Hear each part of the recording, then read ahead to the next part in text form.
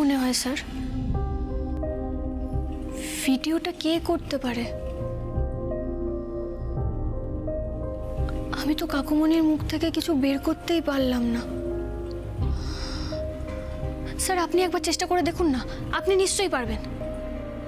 খুব জালে জড়িয়ে গেছে বকুল। নিজের ঘাড় থেকে এই দোষটাকে সরানোর জন্য ও এখন এসব কথাই বলবে। স্যার, স্যার ভিডিওটা কেউ করেছে, এটা কিন্তু অস্বীকার করা যায় না। ইয়েস বকুল, এটা একটা ভ্যালিড পয়েন্ট। আমাদের কনফিউজ করার জন্য হয়তো উনি কথাটা তুলেছেন, কিন্তু এটা তো ফেলে দেওয়া যায় না। তাহলে আমাদের নেক্সট স্টেপ কি হবে স্যার? আপাতত কাল সমরবাবুকে কোর্টে তোলা হোক, দেখি ওখানে ও কিছু বলে কিনা। কিন্তু স্যার, আপনাকে বললাম না, কাকুমণি বলেছেন কিচ্ছু বলবেন না, সব দোষ স্বীকার করে নেবে। বকুল, এই কেসটা না ক্রমশ জটিল হয়ে উঠছে। এরকম একটা পরিষ্কার এভিডেন্স পাওয়ার পর আমার মনে হয়েছিল যে স্যারের খুনিকে এবার বোধহয় শাস্তি দিতে পারবো, কিন্তু এখন মনে হচ্ছে যে এই তদন্তের কিছুই হয়নি।